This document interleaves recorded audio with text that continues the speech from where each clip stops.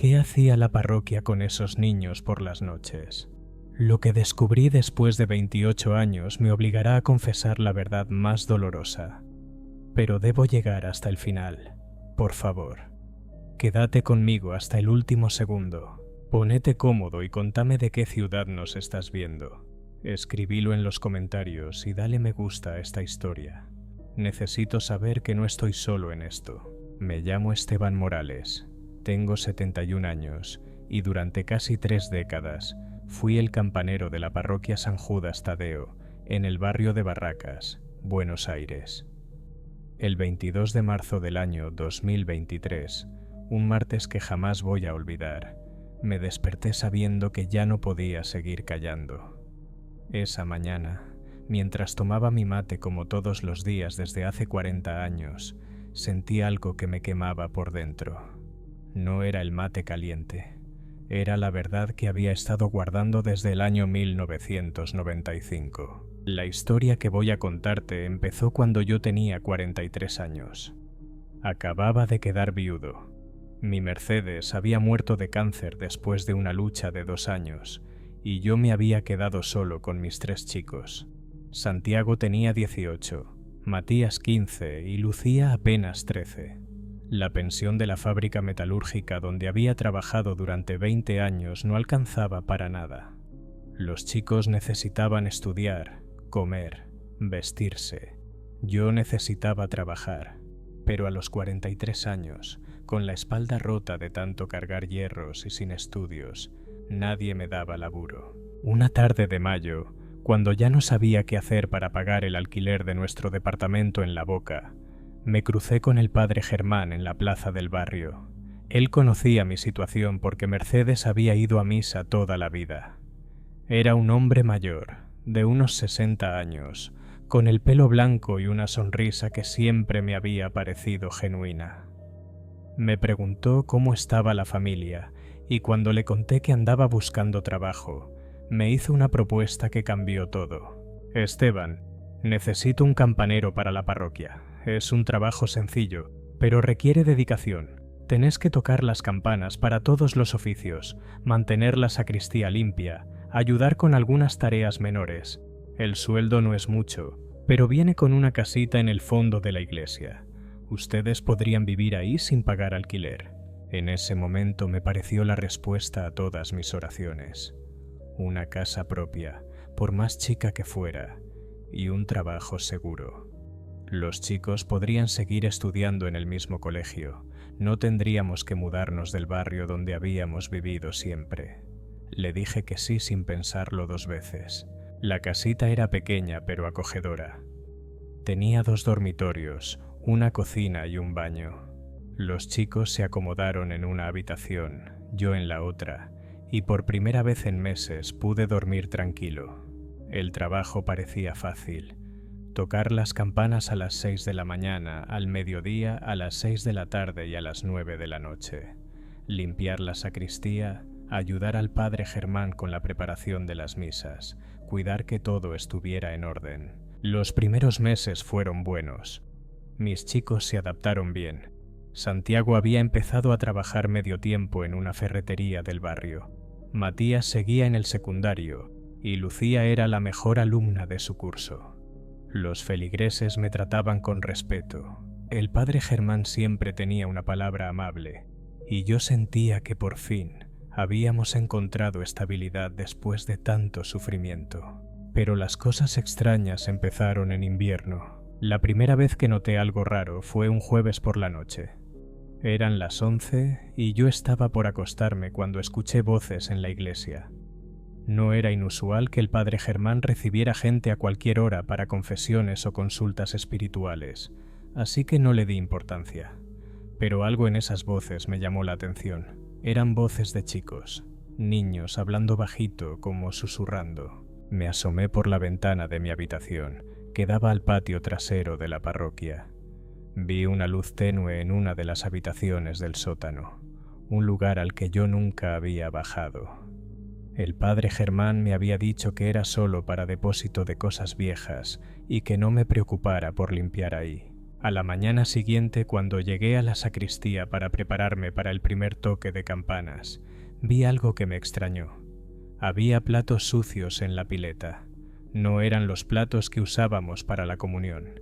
Eran platos comunes, como de casa, con restos de comida. También había vasos, muchos vasos. «Padre», le pregunté cuando llegó para la misa de las 7. «¿Hubo algún evento anoche? Vi platos en la cocina». Me miró con una expresión que no pude descifrar. Fue solo un segundo, pero juro que vi algo parecido al miedo en sus ojos. «Ah, sí. Tuvimos una reunión con algunas familias del barrio. Nada importante. Ya sabes cómo es la gente, siempre hay problemas que resolver». Su explicación me tranquilizó, pero algo en su manera de decirlo no me terminaba de convencer. Las voces nocturnas se volvieron más frecuentes, siempre entre las 10 y las 12 de la noche, siempre susurrando, siempre desde el sótano. Yo empecé a prestar más atención. Una noche me quedé despierto esperando. A las 11:15 escuché pasos en el patio. Me asomé con cuidado y vi la silueta del padre Germán caminando hacia la puerta que daba al sótano. No estaba solo. Con él venía una mujer que no reconocí y dos chicos que parecían tener entre 12 y 15 años. Esta vez las voces duraron hasta casi las 2 de la madrugada. Al día siguiente, cuando fui a limpiar la sacristía, encontré algo que me heló la sangre. En el suelo, debajo de uno de los bancos, había un papel arrugado. Era un dibujo hecho con crayones, claramente hecho por un niño. Mostraba una iglesia, pero en el dibujo la iglesia tenía barrotes en las ventanas y una cara triste dibujada en la puerta. Abajo, con letra de chico, decía: «No quiero quedarme aquí». Guardé el papel sin decirle nada al padre Germán. Los meses pasaron y yo empecé a juntar más pistas.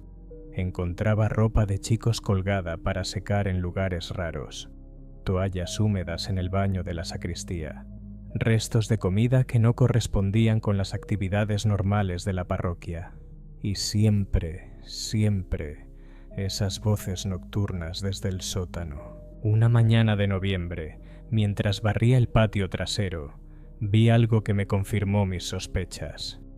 En el suelo, cerca de la puerta del sótano, había marcas de tiza blanca.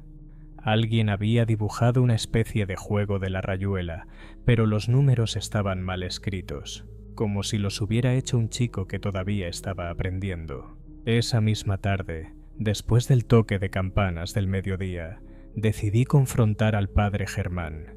«Padre, necesito preguntarle algo. ¿Hay chicos viviendo en el sótano de la iglesia?» Se puso pálido. Durante unos segundos no dijo nada. Solo me miró con esos ojos azules que de repente me parecieron fríos como hielo. «Esteban, hay cosas que es mejor no preguntar. Vos tenés un trabajo, tenés una casa para tu familia.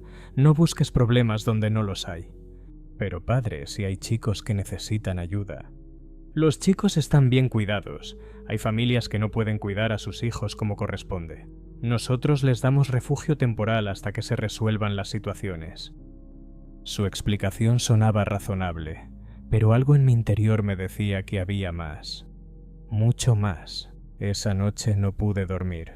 Me quedé despierto esperando escuchar las voces, y cuando finalmente las escuché, tomé una decisión que cambiaría todo.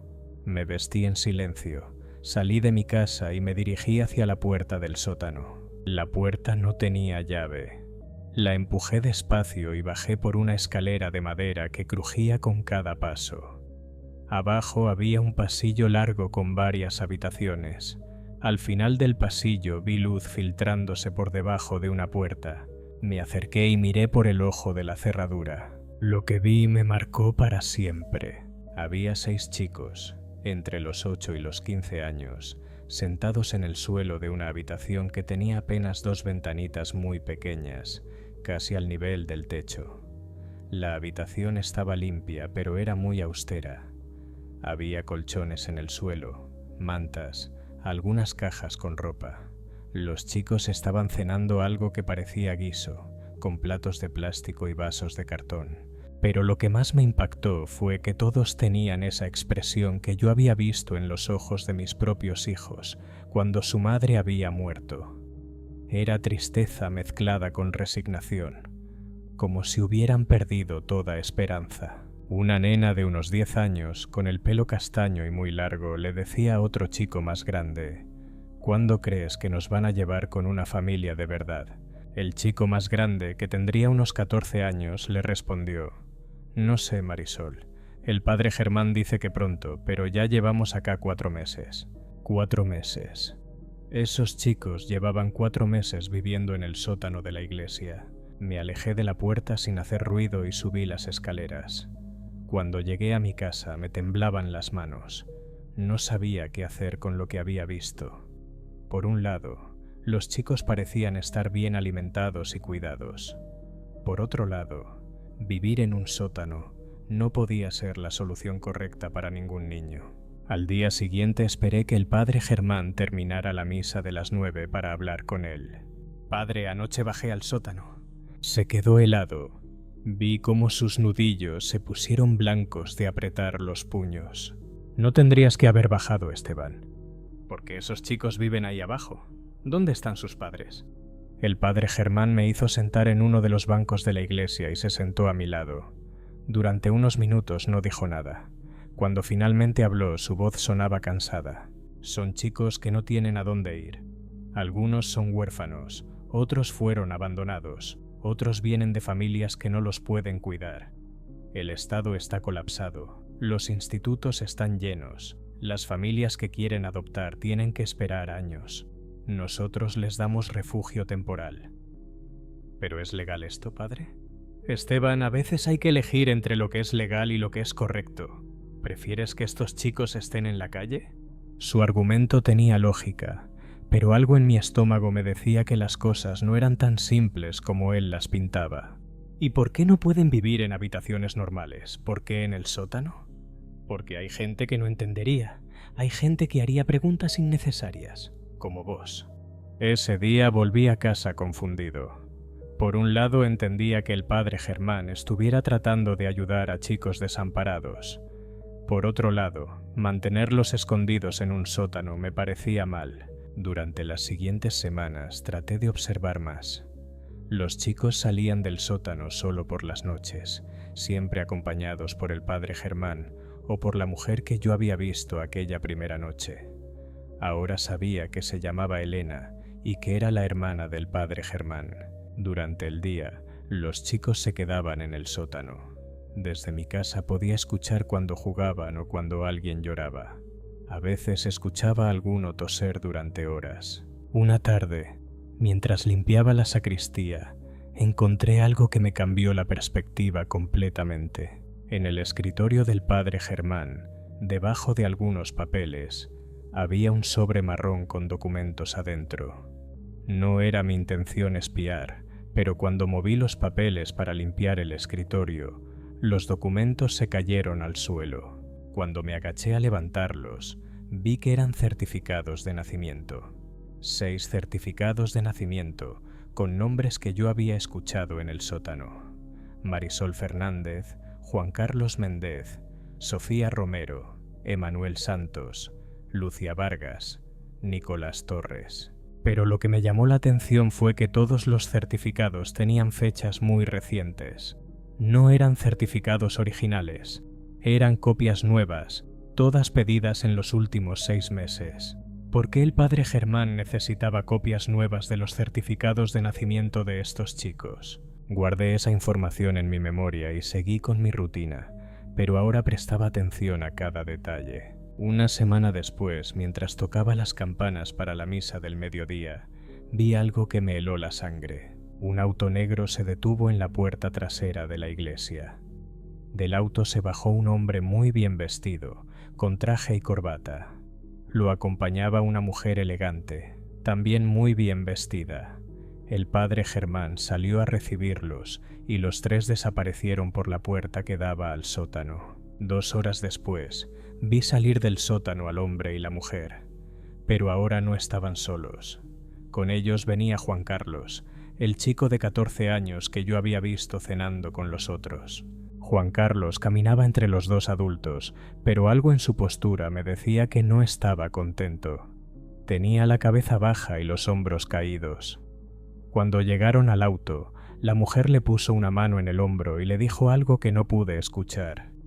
El chico asintió, pero vi que se le llenaron los ojos de lágrimas. Los adultos se subieron al auto con Juan Carlos y se fueron. Esa noche no escuché 6 voces en el sótano. Escuché 5. Al día siguiente le pregunté al padre Germán por Juan Carlos. Encontramos una familia que lo va a adoptar. Es una bendición para el chico. ¿No era un poco mayor para ser adoptado? El padre Germán me miró con esa expresión que yo ya conocía, la que significaba que estaba haciendo demasiadas preguntas. Hay familias que necesitan chicos grandes para ayudar con el trabajo en el campo. Juan Carlos va a tener una vida mejor. Algo en la manera que dijo, ayudar con el trabajo en el campo, no me gustó para nada. Los meses siguieron pasando y yo seguí viendo el mismo patrón. Cada 2 o 3 semanas llegaba un auto con gente bien vestida. Siempre se llevaban a uno de los chicos, y siempre llegaban chicos nuevos para reemplazar a los que se iban. Para el mes de abril del año 1996, yo había visto pasar por ese sótano a más de 20 chicos diferentes. Una mañana, mientras barría el patio, encontré algo que me confirmó mis peores sospechas. Detrás de unos arbustos, medio enterrado, había un cuaderno escolar. Las páginas estaban húmedas y manchadas, pero todavía se podía leer. En la tapa decía: Juan Carlos Méndez, 7º grado. Abrí el cuaderno y empecé a leer. En las primeras páginas había ejercicios de matemática y tareas de ciencias sociales, cosas normales de un chico de secundario, pero en las últimas páginas, Juan Carlos había escrito como si fuera un diario. Marzo 15. Llegué a la iglesia hace una semana. El padre Germán dice que pronto voy a tener una familia nueva. Los otros chicos me cuentan que algunos se van rápido y otros tardan más. Espero irme rápido porque extraño mucho a mi abuela. Marzo 22. Marisol se fue ayer. Vino una señora muy elegante y se la llevó. Marisol no quería irse porque decía que la señora le daba miedo, pero el padre Germán le dijo que tenía que ser obediente. Abril 3. Llegó un chico nuevo que se llama Roberto. Tiene solo 8 años y llora todas las noches. Dice que su mamá lo dejó acá porque no tenía plata para darle de comer, pero que iba a volver a buscarlo pronto. Yo no le digo que ya llevo acá 2 meses y mi abuela todavía no apareció. Abril 10. El padre Germán me dijo que mañana me voy con una familia. Dice que van a ser muy buenos conmigo y que voy a vivir en una estancia grande con muchos animales. Pero tengo miedo porque la hermana Elena me explicó que tengo que trabajar mucho para pagarles la comida y la casa. No se supone que las familias te adoptan porque te quieren. Esa fue la última entrada del diario. Cuando terminé de leer, tenía las manos temblorosas y un nudo en la garganta que me costaba tragar. Las piezas empezaban a encajar de una manera horrible. El padre Germán no estaba ayudando a esos chicos. Los estaba vendiendo. Familias ricas venían a buscar chicos para usar como mano de obra barata en sus casas o en sus campos. Y el padre Germán cobraba por cada adopción. Por eso necesitaba los certificados de nacimiento, para falsificar las adopciones y hacerlas parecer legales. Esa noche no pude dormir. Me quedé despierto pensando en todos los chicos que había visto pasar por el sótano. ¿Cuántos de ellos estarían ahora trabajando como esclavos en casas de familia o en estancias perdidas en el interior? ¿Cuántos estarían siendo maltratados, explotados, abusados? Y yo había sido cómplice durante más de un año. Al día siguiente tomé la decisión más difícil de mi vida. Tenía que denunciar todo, pero sabía que eso significaba perder mi trabajo y mi casa. Mis chicos y yo tendríamos que volver a La Boca, a un departamento de alquiler que no podía pagar con mi pensión, pero no podía seguir siendo parte de eso. Fui a la comisaría del barrio y conté toda la historia. El oficial que me atendió me miró como si estuviera loco. ¿Vos me estás diciendo que un cura está vendiendo chicos? Sí, oficial. Tengo el cuaderno como prueba y puedo mostrarle dónde están los otros chicos. ¿Y vos dónde trabajas? En la misma iglesia. El oficial me miró con desconfianza. ¿Y por qué recién ahora venís a denunciar? No supe qué responder. ¿Cómo explicarle que había tardado más de un año en darme cuenta de lo que realmente estaba pasando? ¿Cómo decirle que había estado tan desesperado por mantener mi trabajo que había preferido no hacer preguntas? Mira, me dijo el oficial, vamos a investigar, pero te aviso que acusar a un cura es algo muy serio. Si resulta que estás mintiendo, te pueden meter preso por calumnias. 3 días después llegaron a la iglesia. Eran las 4 de la tarde cuando vi 2 patrulleros estacionarse en la puerta principal de la parroquia. El padre Germán me llamó a la sacristía. Esteban, ¿vos sabes algo sobre esto? Padre, yo solo hice lo que tenía que hacer. Me miró con una expresión que jamás voy a olvidar. No era enojo, era decepción mezclada con algo parecido al odio. Después de todo lo que hice por vos y tu familia. ¿Todo lo que hizo por mí? ¿Usted cree que darme trabajo justifica vender chicos? Los policías registraron toda la iglesia, incluyendo el sótano. Encontraron a 4 chicos viviendo ahí abajo.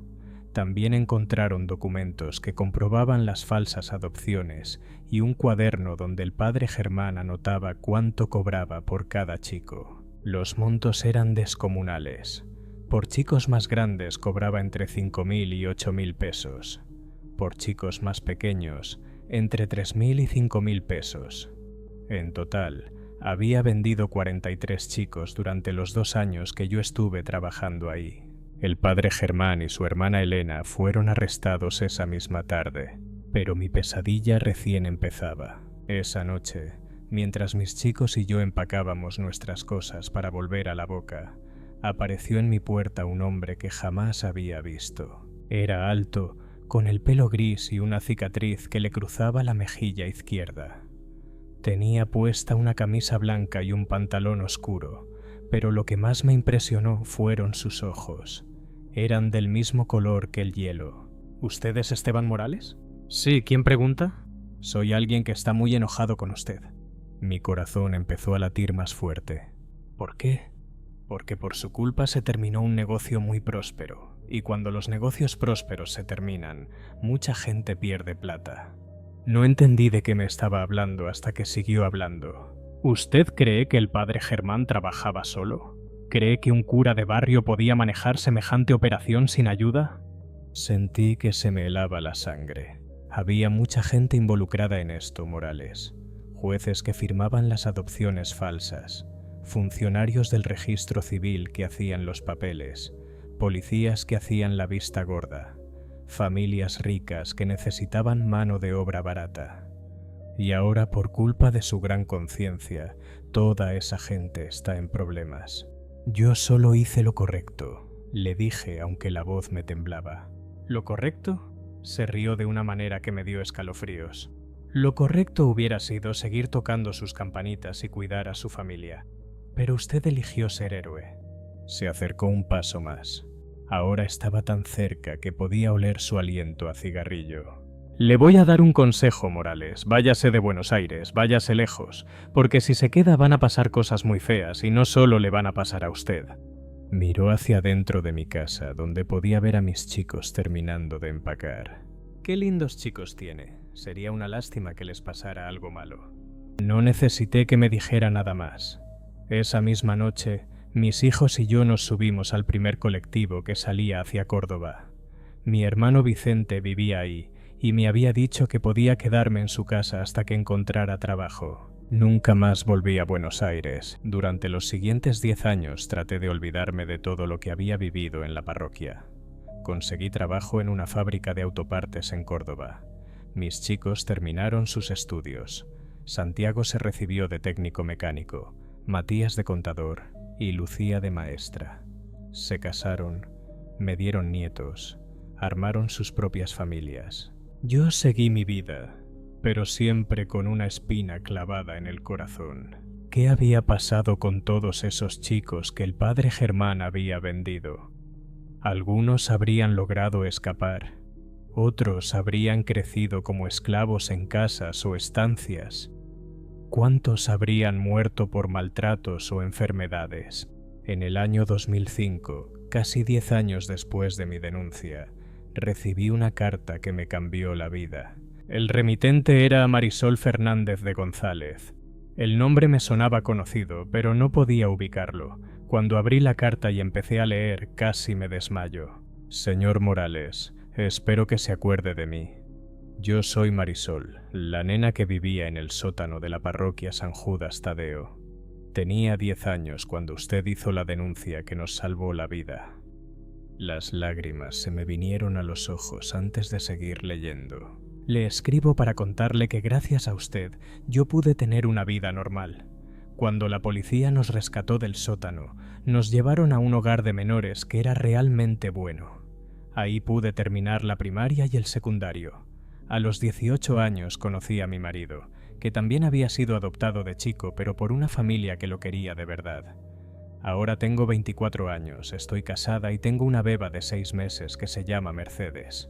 Se me cortó la respiración cuando leyó que le había puesto Mercedes a su hija. Ese era el nombre de mi esposa. Señor Morales, pasé muchos años odiándolo porque por su culpa tuve que irme del único lugar donde me sentía segura, aunque fuera en un sótano.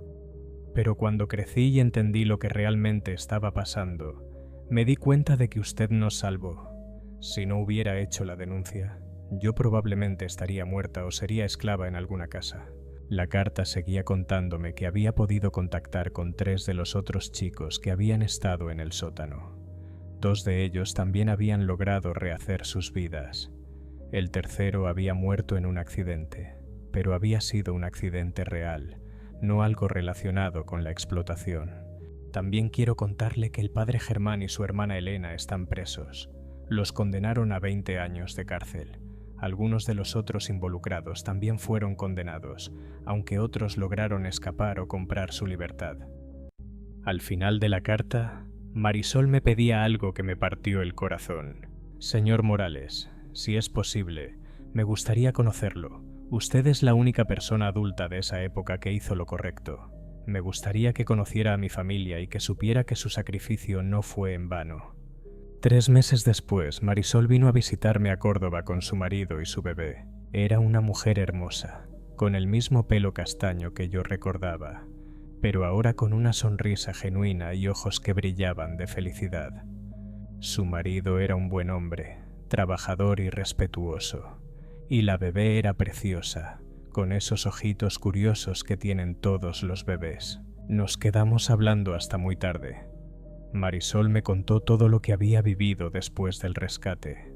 Me habló de las pesadillas que tuvo durante años, de lo difícil que fue confiar en los adultos otra vez, de cómo conoció a su marido, de sus sueños para el futuro. También me contó cosas del sótano que yo no sabía.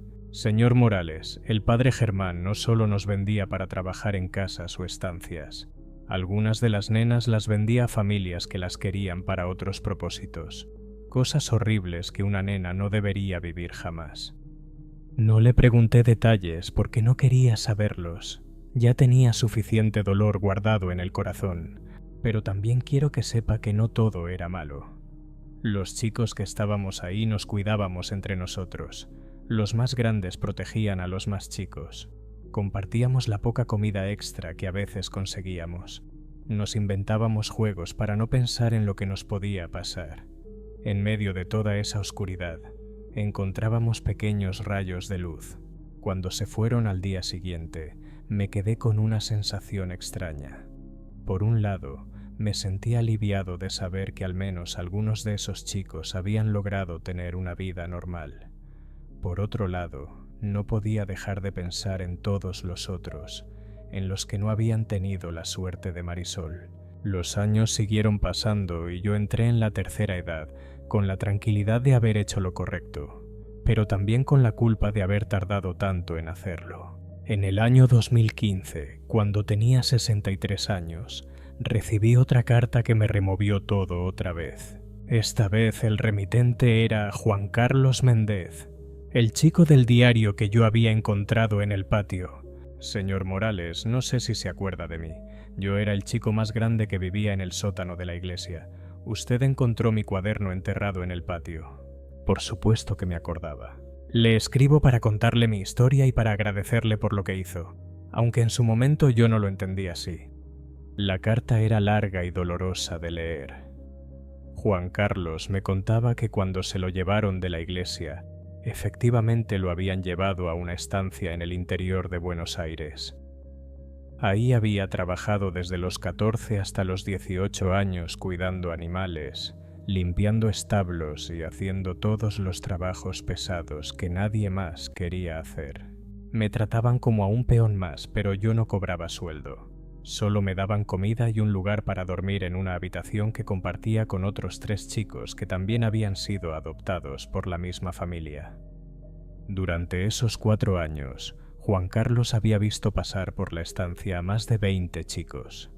Algunos se escapaban y jamás se sabía qué había pasado con ellos. Otros, cuando crecían y se volvían más problemáticos, simplemente desaparecían una noche y nunca más se los veía. A los 18 años pude escaparme. Me fui caminando hasta el pueblo más cercano y de ahí volví a Buenos Aires. No tenía documentos, no tenía plata, no sabía hacer nada más que trabajar en el campo. Juan Carlos había vivido en las calles durante 2 años hasta que una organización de ayuda social lo había contactado y lo había ayudado a reconstruir su identidad legal. Con esfuerzo había terminado la primaria y el secundario como adulto. Había aprendido un oficio y había logrado conseguir trabajo estable. Ahora tengo 34 años, estoy casado y tengo 2 hijos. Trabajo como electricista y mi esposa es enfermera. Tenemos una casita humilde pero propia en San Miguel. Al final de la carta, Juan Carlos me hacía una propuesta que me emocionó hasta las lágrimas. Señor Morales, junto con Marisol y otros chicos que logramos sobrevivir, estamos armando una fundación para ayudar a menores en situación de riesgo. Queremos que nunca más pase lo que nos pasó a nosotros. ¿Le gustaría ser parte? 6 meses después, viajé a Buenos Aires por primera vez en 20 años para participar de la primera reunión de la Fundación Segundo Amanecer. El nombre lo había elegido Marisol, porque todos merecemos una segunda oportunidad para ver amanecer, había dicho. Nos juntamos en una salita que habían alquilado en el barrio de Constitución. Éramos 12 personas. Juan Carlos, Marisol, otros 3 chicos que habían estado en el sótano, 2 adultos que habían vivido situaciones similares en otros lugares, una psicóloga, una trabajadora social, un abogado y yo. Durante esa reunión conocí historias que me partieron el alma, pero también me llenaron de esperanza. Roberto, el chico de 8 años que había llegado al sótano poco antes de mi denuncia, había sido adoptado por una familia real que lo había querido como a un hijo propio. Ahora era estudiante de medicina y quería especializarse en pediatría. Sofía había tenido menos suerte. La habían vendido a una familia de clase alta que la había usado como empleada doméstica sin sueldo durante 8 años. Había logrado escapar a los 18, pero las secuelas psicológicas eran profundas. Ahora, a los 25 años, estaba en tratamiento psiquiátrico, pero había decidido estudiar trabajo social para ayudar a otros chicos. Emanuel había sido víctima de una organización criminal que operaba en la provincia de Santa Fe. Logró ser rescatado por las autoridades cuando tenía 16 años, pero las consecuencias fueron duraderas.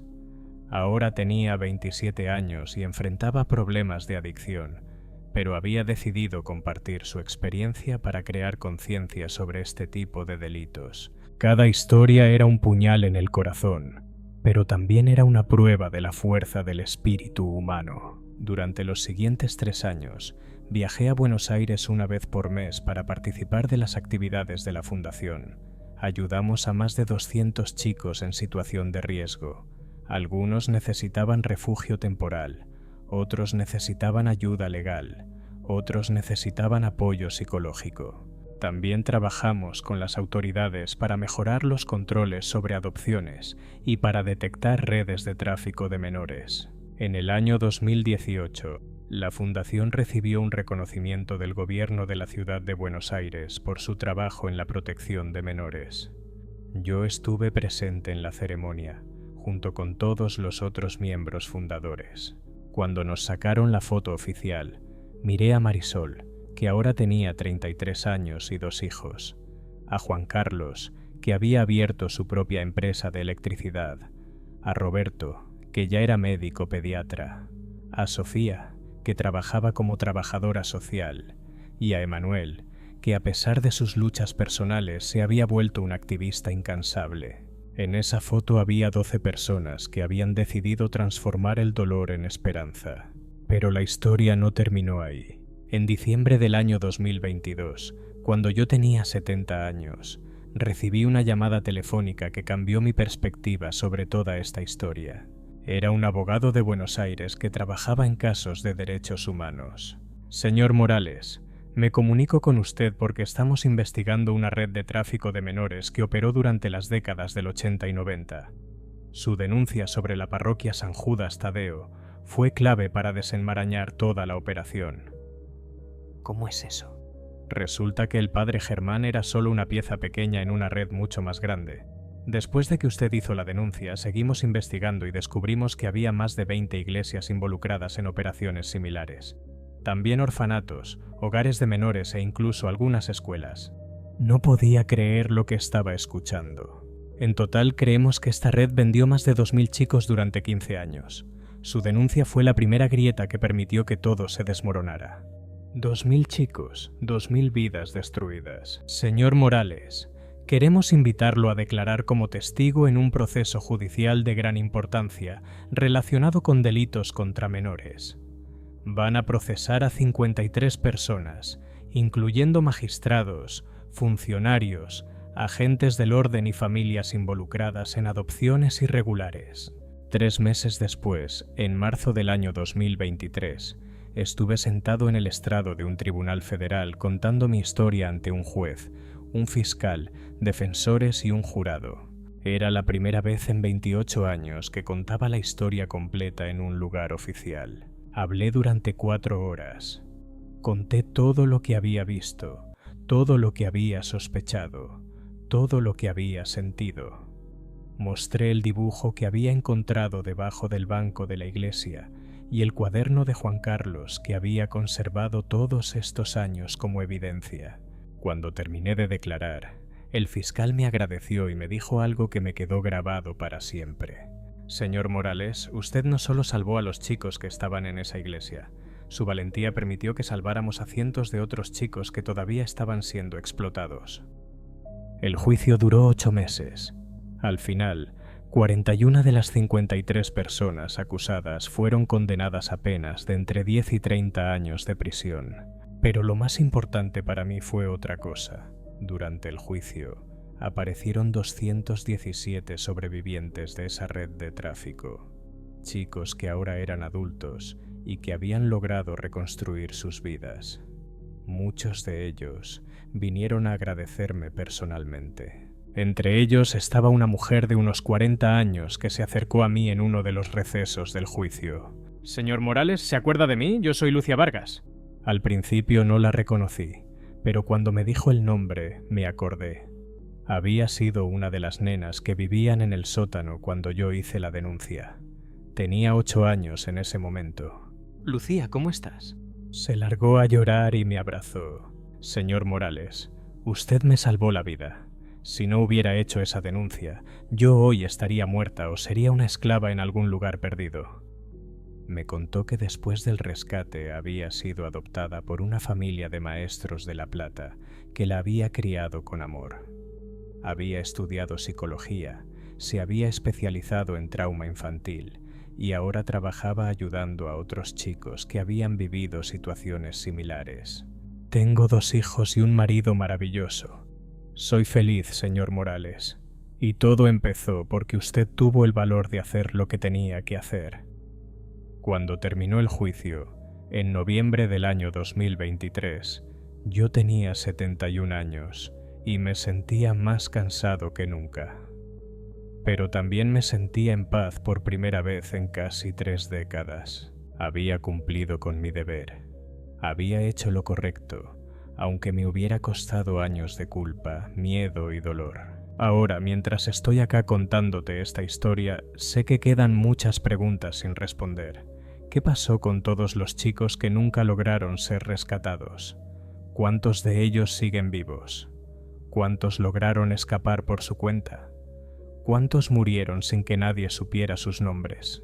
No tengo las respuestas a esas preguntas, pero sí sé algo. Sé que cada vez que uno elige hacer lo correcto, aunque cueste, aunque duela, aunque traiga consecuencias terribles, está encendiendo una pequeña luz en la oscuridad.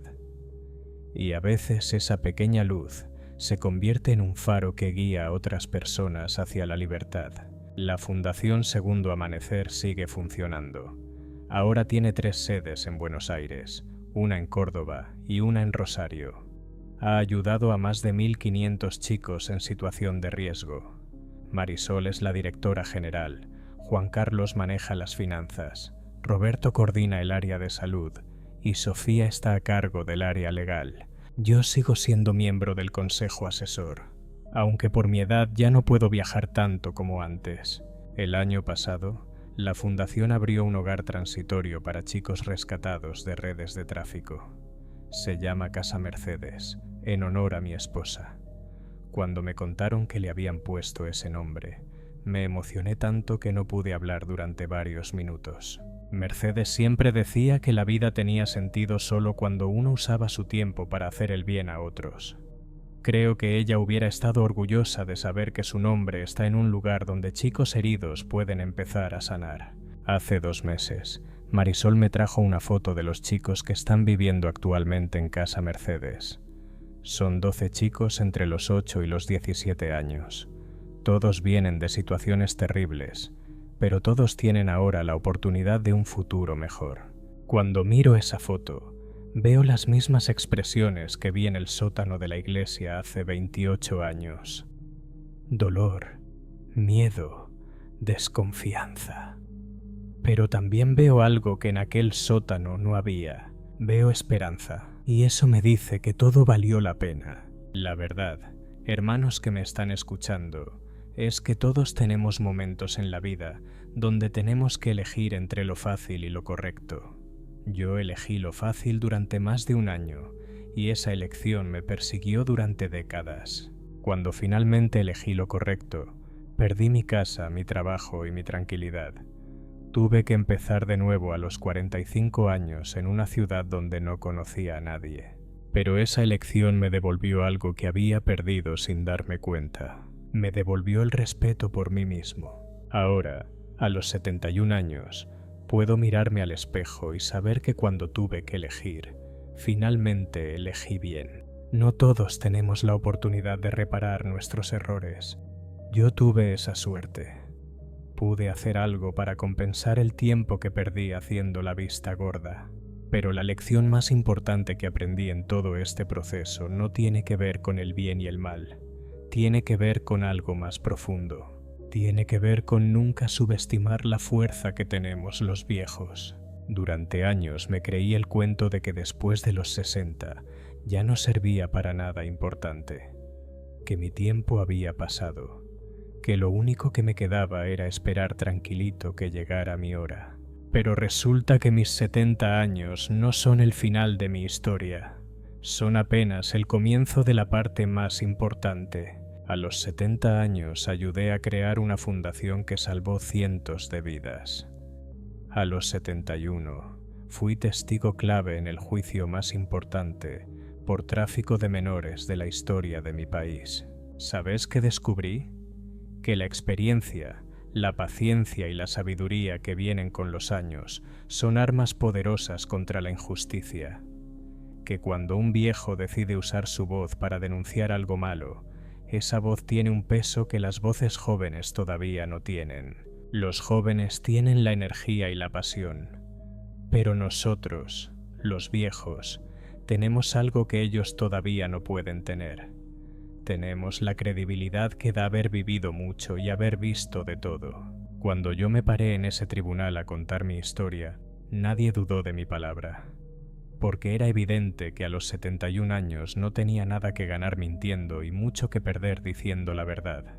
Por eso quiero decirles algo a todos mis hermanos que están escuchando esta historia y que, como yo, ya pasaron los 60 o están cerca de pasarlos. No se crean el cuento de que ya no sirven para nada. No se crean que su tiempo ya pasó. No se crean que lo único que pueden hacer es sentarse a esperar. Ustedes son los únicos que pueden contar las historias que nadie más puede contar. Son los únicos que tienen la perspectiva que da haber vivido tanto. Son los únicos que pueden mirar a los más jóvenes a los ojos y decirles, con autoridad absoluta, cuáles son las cosas que realmente importan en la vida. Si ven algo que está mal, denúncienlo. Si conocen una injusticia, hablen. Si pueden ayudar a alguien que está sufriendo, ayúdenlo. No se escondan detrás de la excusa de la edad. La edad no es una excusa para la cobardía. Es una razón para ser más valientes que nunca. Porque a los 70 años, ¿qué te van a quitar que no te vaya a quitar de todos modos el tiempo? El trabajo, ya estás jubilado. La casa, ya la pagaste o ya aceptaste que no la vas a pagar. La reputación, a los 70 años ya sabes quién sos y ya no necesitas que otros te digan qué pensar de vos mismo. Lo único que realmente podés perder a los 70 años es la oportunidad de hacer algo importante con el tiempo que te queda. Y esa sería la pérdida más dolorosa de todas. Así que no la perdamos, hermanos. Usemos estos años para ser mejores de lo que fuimos cuando éramos jóvenes. Usemos la sabiduría que nos costó tantos golpes para proteger a los que recién empiezan. Usemos la tranquilidad que nos da saber que la vida es corta para concentrarnos en las cosas que realmente valen la pena. Y sobre todo, usemos el coraje que da saber que ya no tenemos mucho tiempo que perder, porque el tiempo que nos queda puede ser el más importante de nuestras vidas. Si esta historia les sirvió de algo, si les despertó aunque sea una pequeña reflexión, si les hizo sentir que todavía pueden hacer cosas importantes, entonces habré cumplido mi propósito. Y si alguno de ustedes conoce alguna injusticia, algún abuso, alguna situación donde un chico esté sufriendo, no hagan lo que yo hice durante más de un año. No miren para otro lado. No busquen excusas. No esperen que otro tome la decisión difícil. Háganlo ustedes, porque ustedes tienen la edad, la experiencia y la autoridad para que su voz sea escuchada. Y porque esos chicos que están sufriendo necesitan que alguien con coraje hable por ellos. Hace 28 años yo era un hombre de 43 años que tenía miedo de perder su trabajo. Hoy soy un hombre de 71 años que sabe que hay cosas más importantes que un trabajo. Y la más importante de todas es poder dormir tranquilo sabiendo que cuando tuve que elegir, elegí proteger a los más débiles. Esa tranquilidad no tiene precio y está al alcance de cualquiera de nosotros que tenga el coraje de hacer lo correcto cuando llegue el momento. El momento siempre llega. La pregunta es si vamos a estar listos cuando llegue. Yo espero que sí. Por nosotros, por nuestros hijos, por nuestros nietos y por todos los chicos del mundo que todavía están esperando que alguien con coraje hable por ellos. Esta es mi historia, esta es mi confesión, y este es mi mensaje para todos los que todavía creen que pueden cambiar las cosas. Porque pueden, y porque nunca es demasiado tarde para empezar. Señor Morales, queremos invitarlo a declarar como testigo en un proceso judicial de gran importancia relacionado con delitos contra menores. Van a procesar a 53 personas, incluyendo magistrados, funcionarios, agentes del orden y familias involucradas en adopciones irregulares.